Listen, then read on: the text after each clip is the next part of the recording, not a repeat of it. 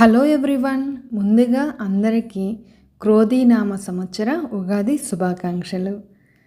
మన తెలుగింటి తొలి పండుగ ఉగాదిని నేను ఎలా సెలబ్రేట్ చేసుకున్నానో ఈ వీడియోలో షేర్ చేస్తున్నాను.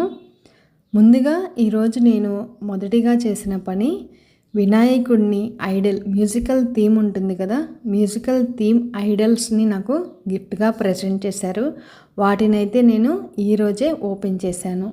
ఇదంతా బ్రాస్ అండి, చాలా చూడముచ్చటగా ఉన్నాయన్నమాట. ఎప్పటి నుంచో అనుకుంటున్నాను ఈ సెట్ తీసుకోవాలని. మ్యూజికల్ థీమ్తో గణేష్ విగ్రహాలు అనేవి ఉన్నాయి. ఈ వెయిట్ కూడా చాలా వెయిట్ ఉన్నాయి. నాకు ఇవి గిఫ్ట్గా ప్రజెంట్ చేశారండి. థ్యాంక్ యూ అండి, థ్యాంక్ యూ సో మచ్. ఎప్పటి నుంచో నేను వీటిని కలెక్ట్ చేయాలి అనుకుంటున్నాను. నాకు వీటిని గిఫ్ట్గా ప్రజెంట్ చేసినందుకు థ్యాంక్ యూ. పండగ ఏదైనా సరే ముందు రోజే మనం పూజా సామాను అంతా క్లీన్ చేసి పెట్టుకున్నామంటే మనకి ఎర్లీగా పూజ అనేది కంప్లీట్ చేయగలుగుతాము. ఉగాది రోజు ఉదయాన్నే ఇంటికి మామిడి తోరణం కట్టడం అనేది మన తెలుగింటి సంప్రదాయం. తెలుగింటి సంప్రదాయాన్ని మనం పాటిస్తూ మన తరతరాలకి అందించే విధానమే ఈ పండగ స్పెషాలిటీ. ఇంటి ముందు వేసుకునేది చిన్న ముగ్గైనా సరే అందంగా ఉంటే ఎంతో చూడముచ్చటగా ఉంటుంది.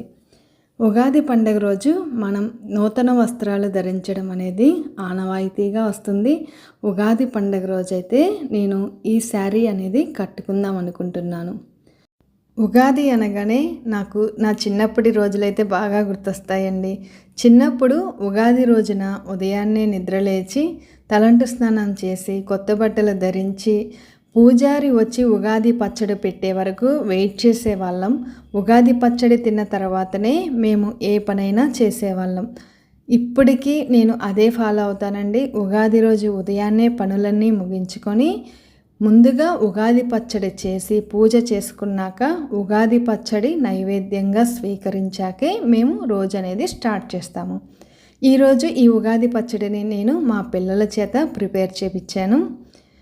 గౌరీదేవి స్వరూపమైన మనం నిత్యం వంటగదిలో ఉపయోగించే రోలుని కొద్దిగా పసుపు రాసి కుంకుమ బొట్టు పెట్టుకొని అలంకరించుకున్నాను. ఈరోజు నా పూజ గదిలో కుబేర కుంచం పెట్టుకోవాలి అని అనుకున్నాను. ఎప్పటి నుంచో అనుకుంటున్న కళ అండి ఈరోజు నెరవేరుతుంది. ఈరోజు ఉగాది అవ్వడం ఇంకా విశేషము. ఇదిగోండి నేను తీసుకున్న కుబేర కుంచం. దీనికి కొద్దిగా గంధం రాసి బొట్లు పెట్టుకొని అలంకరించాలి. ఈ కుబేర కుంచాన్ని నేరుగా నేల మీద కానీ పేపర్ మీద కానీ పెట్టకూడదు. ఇలా అష్టదళ పద్మంతో కాయిన్స్తో ముగ్గు వేసుకొని దాని మీదగా కుబేర కుంచం పెట్టుకుంటే చాలా మంచిది. ముందుగా ఇందులో కొద్దిగా పసుపు కుంకుమ వేసి కొంచెం బియ్యం యాడ్ చేసుకోవాలి.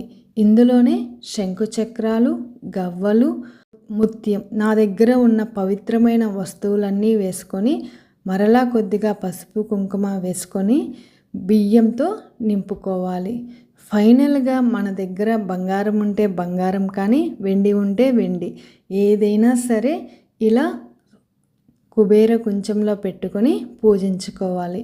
ఇలా కుబేర కుంచంలో పెట్టుకొని పూజ చేసుకోవడం వల్ల మనకి ఎటువంటి ఆర్థిక ఇబ్బందులు అనేవి రాకుండా, అలాగే మనకి ఎటువంటి కష్టాలు దరిచేరకుండా ఉంటాయి అని చెప్పి అంటారు. నేను ఈ ఉగాది రోజు ఇలా కుబేర కుంచం ఏర్పాటు చేసుకోవడం నాకు చాలా ఆనందంగా ఉంది. ఈ ఉగాది రోజు మరొక విశేషం ఏమిటంటే సాక్షాత్తు కాశీ అన్నపూర్ణేశ్వరిని నా వంటగదిలో పెట్టుకొని పూజించుకుంటున్నాను. అమ్మవారిని ఎప్పటి నుంచో నేను పూజ చేసుకోవాలి అని అనుకుంటున్నానండి. ఈ ఉగాది రోజు అవ్వడం ఇదొక విశేషం అన్నమాట. ఈరోజు నేను అన్ని కోరికలు నెరవేరుతున్నాయి. ఎప్పటి నుంచో అనుకుంటున్న పనులన్నీ ఈరోజు పూర్తి చేస్తున్నాను. సాక్షాత్తు కాశీ విశ్వనాథుడు భిక్షాటనకు వెళ్ళినప్పుడు తన బంగారు అక్షయ పాత్ర నుండి అన్నాన్ని ప్రసాదిస్తుంది కాశీ అన్నపూర్ణేశ్వరి. అన్నపూర్ణ రూపంలో ఉన్న పార్వతీదేవి ఆహారం కొలత తొలగించి ఆరోగ్యాన్ని ప్రసాదిస్తుంది అని మన పెద్దవాళ్ళు చెప్తారు.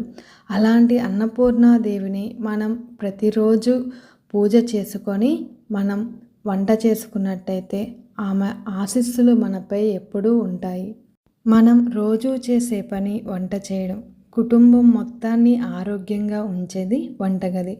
అలాంటి వంటగదిలో అన్నపూర్ణేశ్వరిని కొలువై ఉంచి ఇలా పూజ చేసుకున్నామంటే మనకి ఎటువంటి ఆకలి బాధలు లేకుండా అందరి కడుపు నింపుతుంది అన్నపూర్ణేశ్వరి. మనం ఎంత కష్టపడినా ఎంత సంపాదించినా మన కడుపుని నింపుకోవడం కోసమే కదా. అందరి కడుపు నింపేది అన్నపూర్ణేశ్వరి. సాక్షాత్తు అన్నపూర్ణేశ్వరిని వంటగదిలో పెట్టుకొని రోజు దీపం వెలిగించి వంట మొదలు పెట్టామంటే మనకి ఆరోగ్యకరమైన జీవన విధానం అనేది అలవాటవుతుంది. వంటగదిలో అన్నపూర్ణాదేవిని ఎక్కడ పెట్టుకోవాలి అని చాలామందికి డౌట్ ఉంటుంది.